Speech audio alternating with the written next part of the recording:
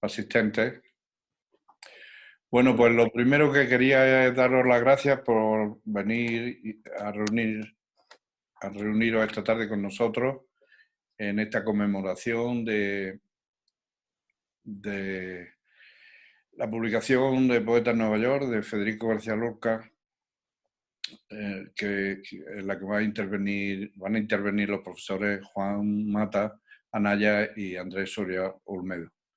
Juan Mata va a actuar como presentador de Andrés Soria Olmedo y bueno, digamos que con esta intervención de hoy, con esta conferencia, queremos despedirnos un poco la sección de Humanidades del curso presente, ¿no?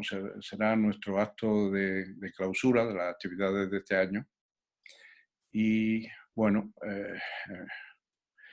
pensamos que podremos iniciar las del próximo curso en septiembre, presencialmente, por lo menos en parte, con el ciclo de Poesía en el Jardín, que es con el que siempre solemos comenzar esta sección. Y nada más, reiterando mi agradecimiento, le dejo la palabra al profesor Juan Mata para que presente al conferenciante. Gracias. Muy bien. Bueno, pues muy buenas tardes a las amigas y amigos del Ateneo de Granada. Primero por esta invitación a participar en un acto que estoy convencido de que va a ser muy clarificador y sobre todo por la posibilidad de dialogar con Andrés específicamente, pues con todos aquellos o todas aquellas que queráis intervenir, porque creo que es una actividad en cierto modo rara. Yo confieso que no me encuentro del todo a gusto en este tipo de encuentros, lo que pasa es que tienen virtudes también muy grandes, como la posibilidad a lo mejor de encontrarse con personas que presencialmente no estarían, pero aún así parece que uno todavía prefiere la presencia real de aquellas personas a las que uno quisiera saludar y abrazar. Pero bueno, espero que sea digamos, una situación transitoria. En cualquier caso, la posibilidad de hacerlo en esta tarde de esta manera, pues la verdad es que tiene mucho interés, porque todo aquello que contribuya a incrementar el conocimiento sobre cualquier materia, específicamente sobre poesía, como es el caso esta tarde, pues siempre es una gran satisfacción. Y en este caso creo que además el motivo elegido es un motivo muy interesante, por cuestiones que yo creo que irán saliendo a lo largo de la intervención de Andrés Soria Olmedo. Creo que la elección es muy acertada, como digo. El motivo incluso puede ser muy interesante, oportuno, por razones que creo que ahora van a salir. Y en cualquier caso, la idea que me hago es que hay un conjunto de personas, de amigas y de amigos, que están presentes, silenciosos en este caso al principio, en torno a una cuestión que creo que nos sigue haciendo pensar al menos, porque considero que Poetas en Nueva York es de esos libros, no me gusta utilizar el tópico, pero bueno, creo que nos podemos entender, de inagotables lecturas que creo que pueden ayudar cada vez que se habla de él o cada vez que se reflexiona sobre él a encontrar matices, porque creo que es un libro, como digo, que cada lectura en cada momento, y quizás ahora en este momento específico que estamos viviendo, pueda tener realmente lecturas nuevas, impensables hace a lo mejor un año o unos meses siquiera. Por lo tanto, creo que es una oportunidad de personas con las cuales creo que compartimos afinidades, intereses y curiosidades en este sentido, y que merecería la pena pues, aprovechar para avanzar. Yo estoy seguro que la intervención de Andrés de esta tarde va a añadir algo, porque estamos en un prisma que constantemente se está modelando, añadir algo a la lectura del libro de Federico García Lorca, que posiblemente se nos hayan pasado desapercibidas o que, como acabo de decir, adquieran en este momento matices especialmente relevantes. Esa es la grandísima virtud de un gran libro como Poeta en Nueva York, también la oportunidad de que alguien como Andrés Soria Olmedo actúe de embajador o de introductor en este caso. Siempre es un gusto escuchar a Andrés, al que me une, aparte de una amistad, un reconocimiento por su trabajo cultural y académico. Y en este sentido, además, creo que es una de las personas que mejor podría introducirnos en un libro, como digo, que aunque hayamos leído o releído, creo que sigue siendo, como vengo insistiendo, un libro permanentemente abierto y abierto a interpretaciones nuevas.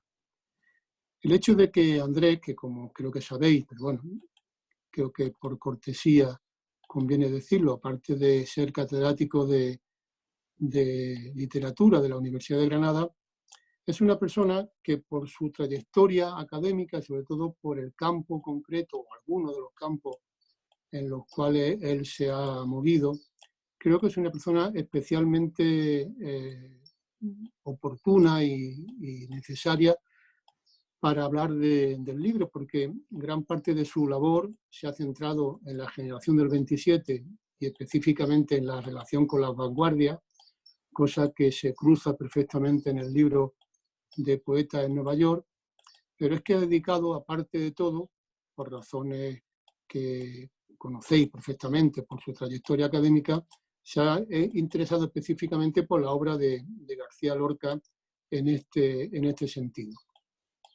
Creo que además tuvo oportunidad de ser comisario en una exposición que se celebró en la Biblioteca Pública de Nueva York hace unos años, con un título que a mí me llamó mucho la atención, que creo que era el gran título, el título más oportuno que se podía hacer para aquella exposición, que donde se presentó el manuscrito finalmente de Poeta en Nueva York, junto con algunos elementos añadidos.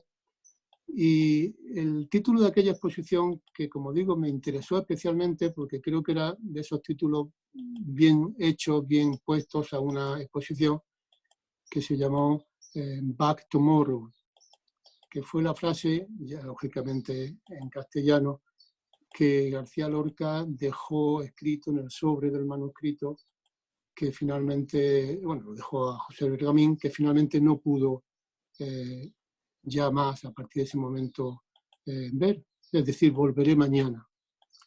Y ese volveré mañana, que era simplemente una despedida transitoria de un día para otro, para ver finalmente la posibilidad de que discutieran ya finalmente la edición del libro, pues es algo que nosotros en este momento podríamos seguir utilizando. Ese volveré mañana de la exposición, ese volveré mañana del sobre con el manuscrito que le dejó encima de la mesa a Bergamín, creo que es una idea muy, muy interesante, porque es una idea a su vez que está muy presente cuando hablamos de Federico García Lorca. Es un poeta que continuamente vuelve hoy, volvió ayer, volverá mañana, porque tiene esa extraordinaria cualidad de ser un poeta al que se puede releer constantemente. No todo el mundo tiene no todos los creadores tienen esa virtud. Sí creo que específicamente Federico García Lorca, y sí creo que específicamente Poeta en Nueva York, por lo cual digo, aquella exposición que él tuvo la oportunidad de actuar como comisario en Nueva York, puede ser también un elemento que añada a la intervención de Andrés una virtud que lógicamente nosotros vamos a ser los beneficiarios esta tarde. Quiero decir con ello que en la persona de Andrés Soria confluyen muchos elementos, en este caso todos positivos, para que una intervención que podría ser en muchos casos considerada una más de, bueno, creo que en este caso no sería así, porque lo importante, a mi juicio, es que, como vengo diciendo, creo que en la persona de Andrés Soria Olmedo confluyen factores tanto académicos como personales que hacen que su intervención, su interpretación o su reinterpretación del libro pueda ser realmente muy, muy interesante. Es decir, que creo que esta tarde puede ser una muy buena reunión de amigas, de amigos, para escuchar a otro amigo que en este caso puede aportar algo que a lo mejor a la mayoría se nos ha podido escapar o nunca hemos pensado en ello, y que realmente conocer toda la trayectoria y sobre todo ese complejo proceso de la edición, que duró mucho tiempo, duró muchos años, finalmente se pudo hacer, pero que le añade al libro Poeta en Nueva York una cualidad que supera simplemente el trámite meramente de imprenta y de preparación de los documentos. Duró mucho tiempo, creo que estuvo a punto, si no me equivoco, casi como de no publicarse, pero finalmente la historia se reconstruyó, todo se hizo como tenía que ser, y hoy día creo que estamos ante uno de los grandísimos libros de poesía del siglo XX, al cual yo creo que cualquier lectura añadida va a ser siempre muy, muy, muy bien recibida. De modo que yo estoy encantadísimo de hacer esta breve presentación de Andrés y del libro, que fue lo que me pidieron. Después también me pidieron que actuara de moderador y de coordinador un poco de las intervenciones que queráis hacer, porque creo que en este sentido van a ser muchas y seguro que muy interesantes. De modo que en la medida en que yo pueda y os vea, trataré de ir coordinando un poco esta tarea, encantado, como digo, de actuar de mediador entre las palabras de Andrés y vuestras palabras, que seguro que se van a producir de modo inmediato a la finalización de la conferencia. Así es que cumplo mi papel breve, como me habían pedido, de introducción a Andrés y al acto, y lo que deseo es que una vez que termine Andrés, creo que a lo mejor dada la presencia de tan queridísimas amigas y amigos no va a hacer falta, pero bueno, os invitaría posteriormente a que a partir de la intervención del ponente pues podáis preguntar y sobre todo que creemos una conversación enriquecedora sin duda alguna para todas, para todos, en torno a un libro que todavía va a seguir, como decía al principio, regresando. Este Volveré Mañana, que hoy festejamos, será también sin duda alguna un volveré en el futuro, porque como digo, cada época, cada momento, cada lector, cada lectora, cada circunstancia histórica como la que estamos viviendo, va a añadirle matices o visiones nuevas que hasta este momento a lo mejor se nos escapaban. De modo que mi papel acaba en este momento, transitoriamente aquí. Doy la palabra a Andrés Soria Olmedo, como ya sabéis va a ser el ponente esta tarde. Pondré pantalla a todos para que únicamente tengamos ocasión de escucharlo a él. Y al término pues regresaremos a este mosaico de imágenes silenciosas y rostros serios que ahora mismo veo, para intentar establecer esa conversación a la que yo creo que vamos a darle mucha importancia y extensión. De modo que bienvenidas y bienvenidos, gracias a todos, gracias a todas. Y Andrés, pues adelante, creo que te vamos a escuchar con muchísimo interés todo lo que tengas que decir. Muchísimas gracias, Juan. Ahora es como tirarse un poco a una piscina cuya profundidad se desconoce y ni siquiera si tiene agua. Pero quería darle las gracias a Álvaro Salvador por haberme invitado, a Juan Mata por su adivinatoria presentación, además de cariñosa. Digo adivinatoria, ya verán que no, porque les digo que no hemos hablado sobre esto en absoluto. Y naturalmente a todos los asistentes y todas las asistentes, y al propio Ateneo por acoger a un putrefacto de la Academia de Buenas Letras. Como es sabido, las palabras García Lorca, conferencia y Ateneo son sinónimos de ocasión honrosa, puesto que fue él justamente quien inauguró en 1926 el Ateneo histórico. 80 años de poeta en Nueva York. No importa partir de un pretexto previsible como este título, relacionado quizá con lo que Claudio Guillén llamaba la ectocultura española o cultura de los centenarios. Porque lo que se impone es un hecho que yo espero que quede con mucho relieve, y es que el poeta en Nueva York es el más singular, el más único de los libros de poemas escritos en los últimos 80 años. Y esa singularidad, esa diferencia estuvo en el libro desde el principio, pero resulta que no ha dejado de acentuarse y actuarse con el tiempo. Desde el principio, porque la ciudad que en 1929 le correspondía a cualquier artista con inquietudes de contemporaneidad, de modernidad, que entonces se llamaba vanguardia, era París. Ese París con el que soñaron y al que llegaron primero Buñuel y luego Dalí, sus compañeros de aspiraciones artísticas en la residencia de estudiantes de Madrid. Ese París que era una fiesta, según los maravillados recuerdos de Hemingway, que resonaron con bastante ingenio, por cierto, en Midnight in Paris, de Woody Allen. Yo volvería a leer y ver libros y películas. Quizá a comienzos de 1929, Buñuel le escribía a Dalí más o menos en los siguientes términos: ya verás cómo se le quitan a Federico los resabios catetos y provincianos cuando venga a París. Pero, como sabemos, no fue a París, sino a Nueva York, una ciudad gigantesca y moderna, desde luego, sobre la que especulaban ensayistas y periodistas, entonces, enfrentándola a Moscú, por ejemplo, como dos paradigmas de dos mundos presentes y entonces futuros. Pero, tras el desastre trágico de la Segunda Guerra Mundial y el Holocausto, como viene a decir el ingenioso título de un ensayo de Serge Guilbault, Nueva York le arrebató a París la idea del arte moderno, o el eje, o el meridiano. Y con la hegemonía de esa ciudad creció el conocimiento imaginario nuestro de Nueva York y el prestigio del libro de Lorca entre los poetas modernos norteamericanos, desde Allen Ginsberg hasta Levine, como estudió Jonathan Mayhew en su Apocryphal Lorca.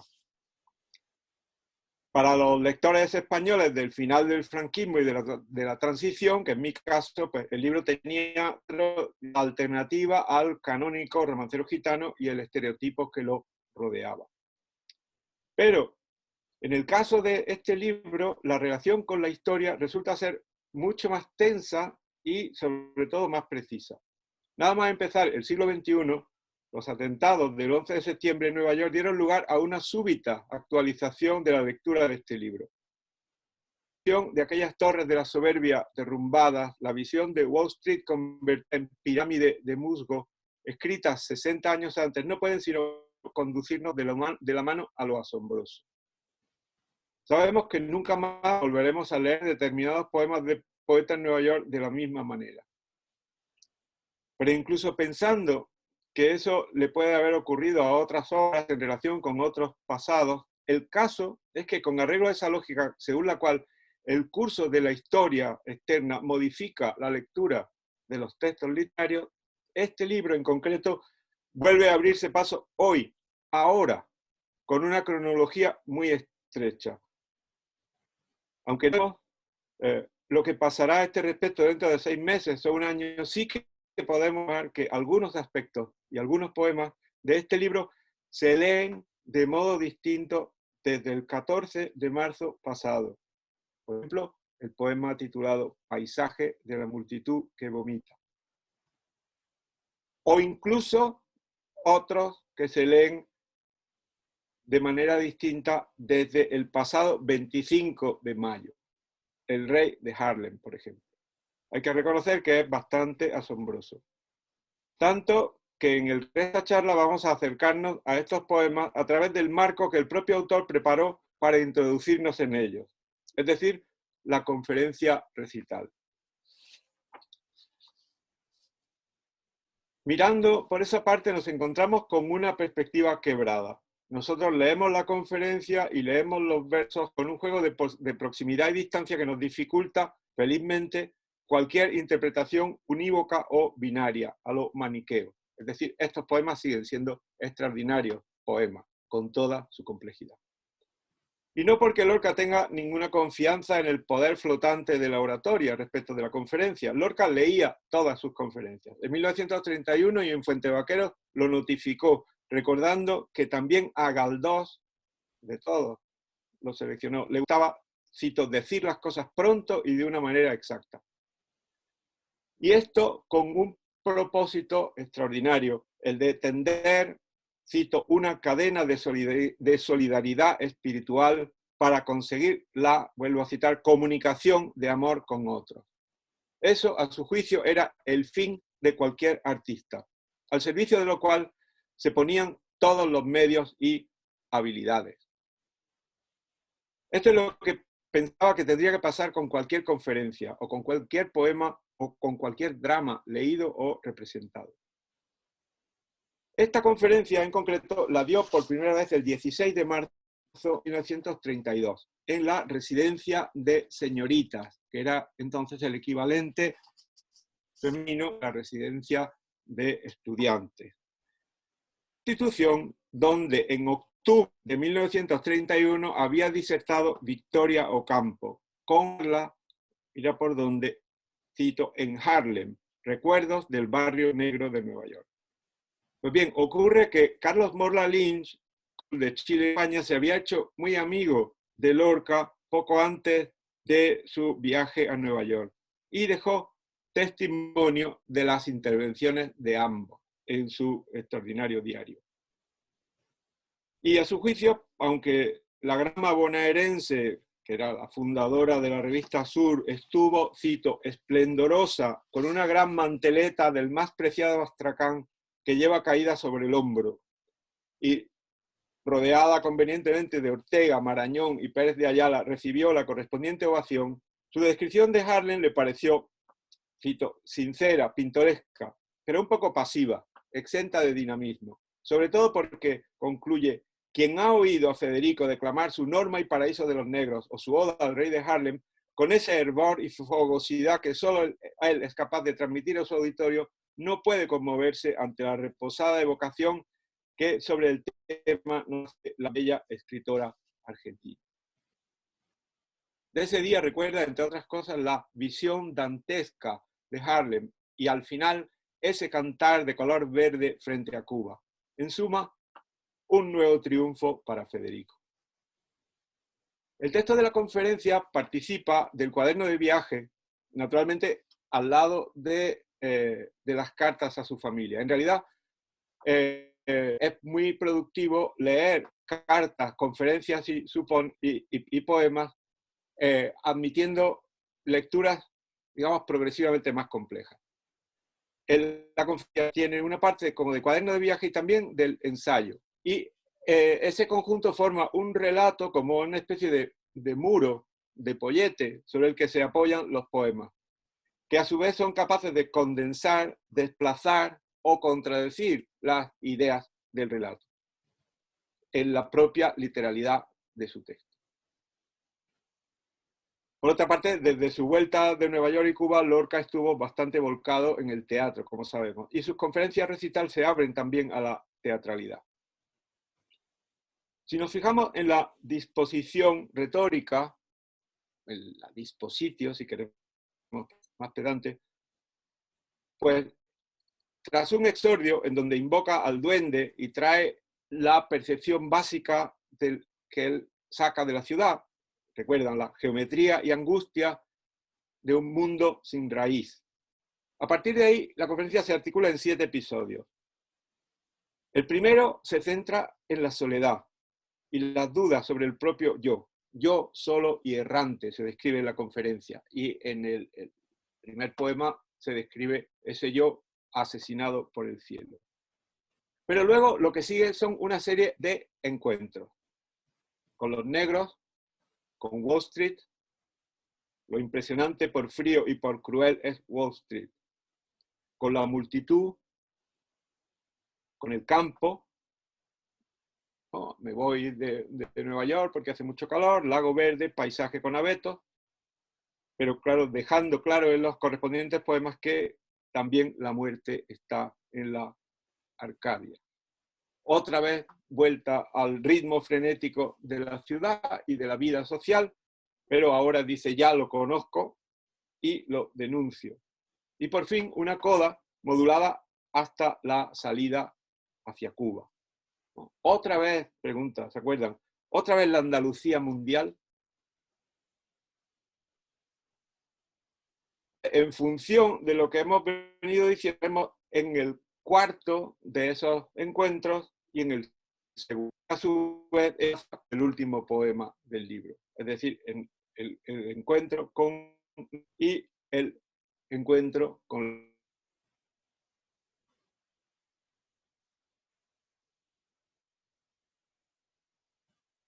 enuncia Federico. No se oye.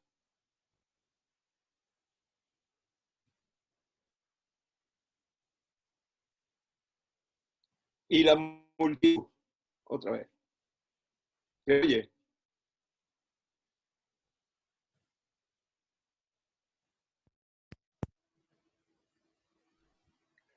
Javier, se está cortando la emisión. Sí, Andrés, si es por el internet de tu casa, si tal vez puedes encontrar un sitio más cercano al router.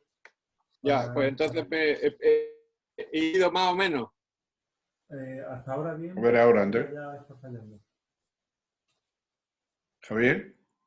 Sí, no, pues... Javier. Sí, Álvaro, ¿no me oye, Álvaro? Yo sí entiendo a Álvaro y a Javier.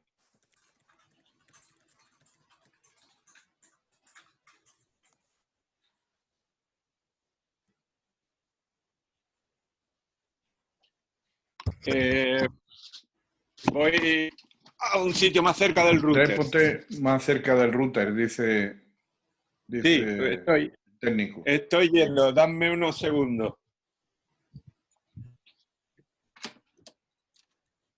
Bueno, ahora estás demasiado cerca. Ahora estás demasiado cerca porque la imagen... ¿Eh? Sí. No te recuerdo. Que estoy moviendo y llevo esto en la mano. En fin. Ay.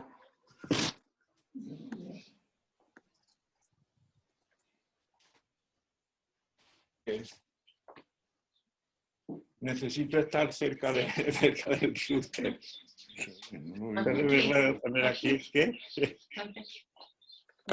Vale. Bueno, se me ha oído más o menos hasta ahora. Sí, se hace un momento que se ha cortado. You go, Faro. Creo, sí. Que no sé.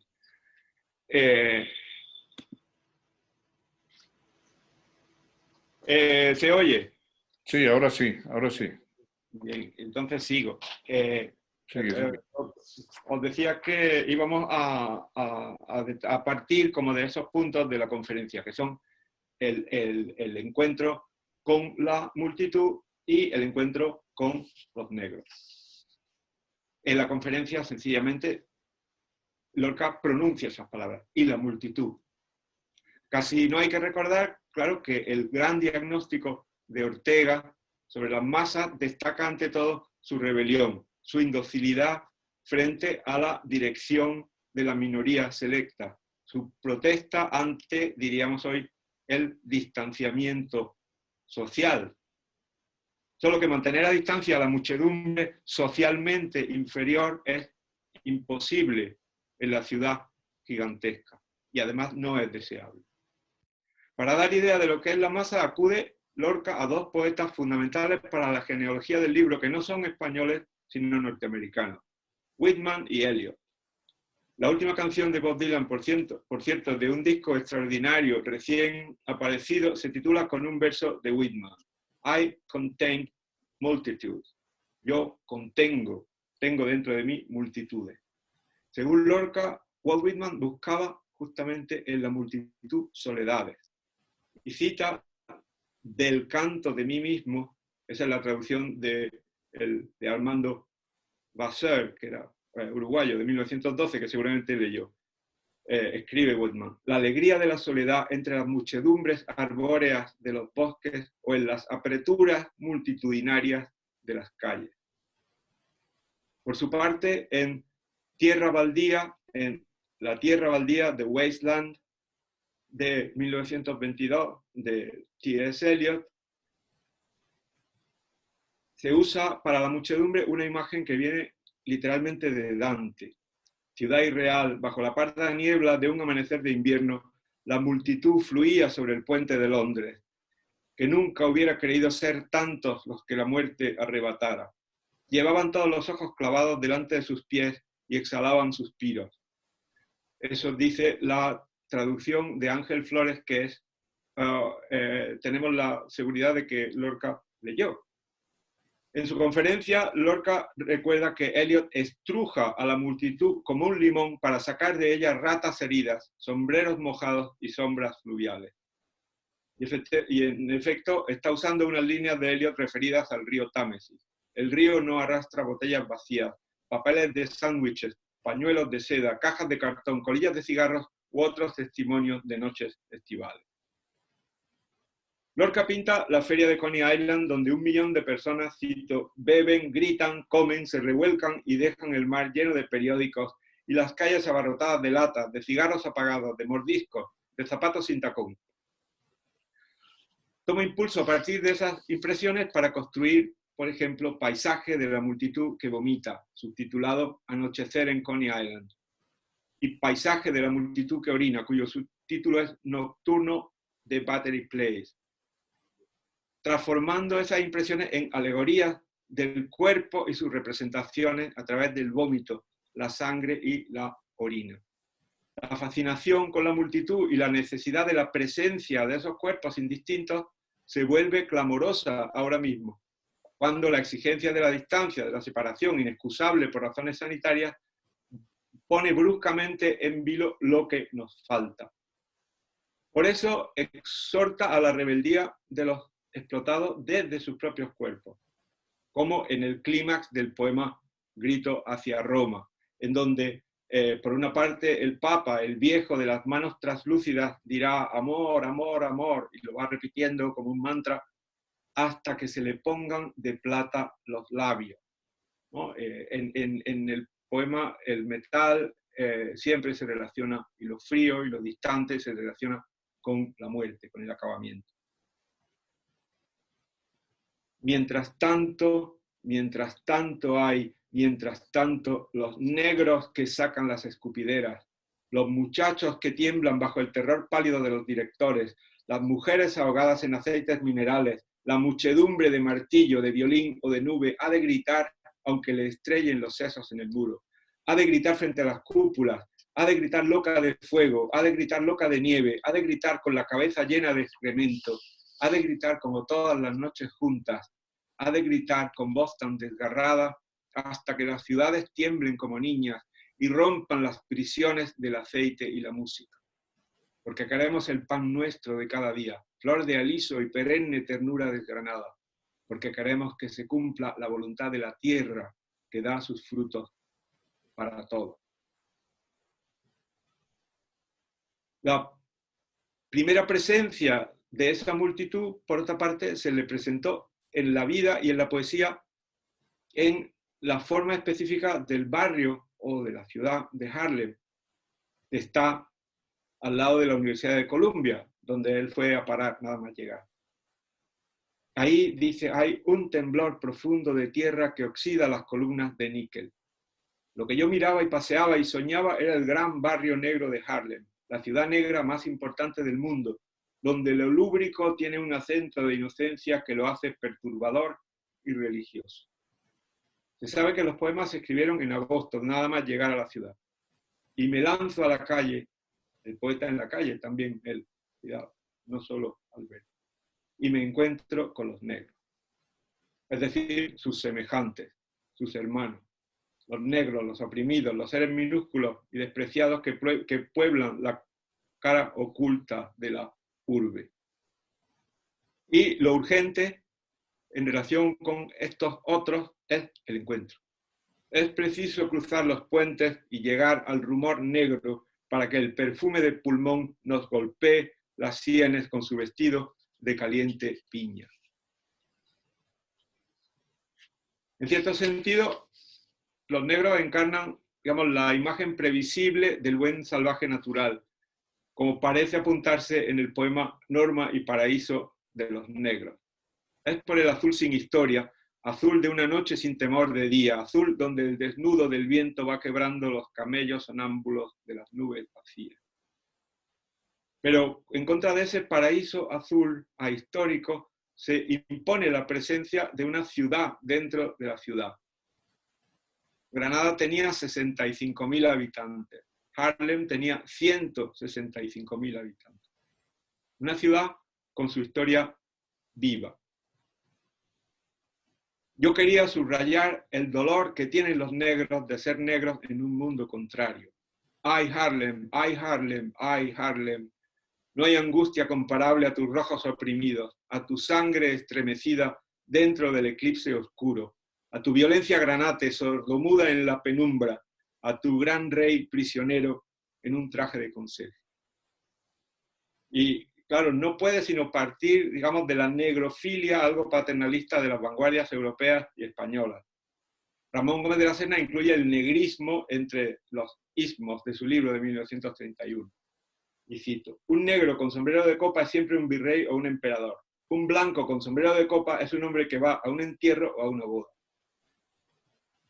Pero, por otro lado, Lorca llegó a conocer de primera mano el final del movimiento urbano y artístico y literario de lo que se llamó la Harlem Renaissance, que ha sido el movimiento, digamos, de emancipación intelectual más poderoso que tuvo lugar en la primera parte del siglo XX, seguramente en todo el siglo XX, respecto de la comunidad, digamos, afroamericana. Él fue amigo de Nella Larsen, por ejemplo, que era esta novelista muy interesante porque era mulata, su padre y su madre eran daneses, y escribió un par de libros sobre uno que se llama Quicksand, o sea, arena movediza, y otro que se llama Passing, sobre justamente esa condición del pasar de una condición a otra, ¿no? Ahí, claro, el mecanismo de la diversidad y fragilidad social de Lorca pues, se activa de una manera extraordinaria, ¿no? Como una especie de elemento como ciego, pero que funciona dándose cuenta al momento de esos, los matices de los demás. Protestaba, y una prueba de ello es esta oda al rey de Harlem.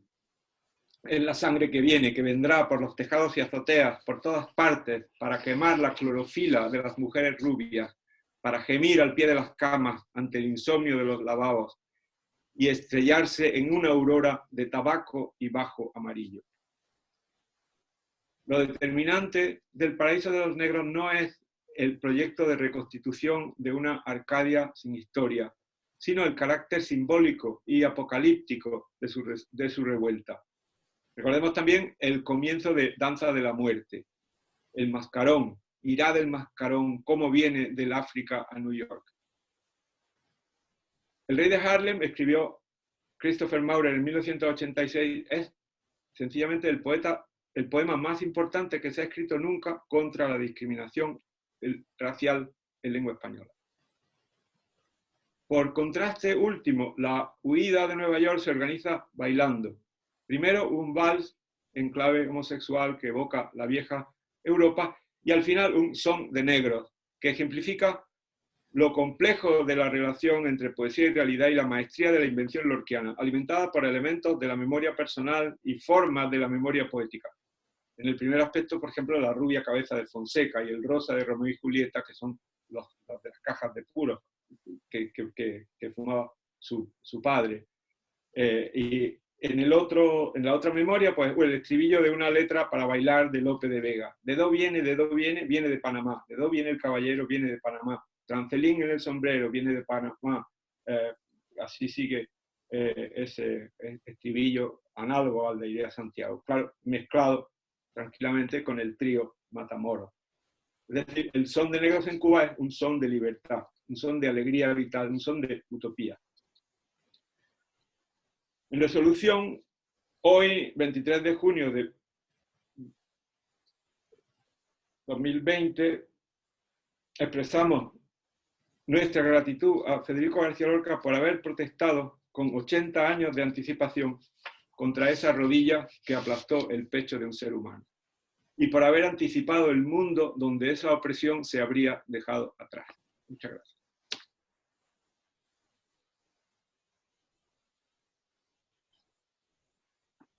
Y es que ahora ya no ni veo ni... Ahora no veo ni oigo ni nada. Bueno, a ti se me ha oído. Se te ha oído perfectamente y se te ve también, ¿eh? Bien. A Javier, dale la entrada a Juan Mata, por favor. A Juan Mata. ¿Ahora? Sí. Sí. Bueno, Andrés, muchísimas gracias. La verdad es que, tal como esperábamos, ese apunte, esa renovación de la novedad, valga la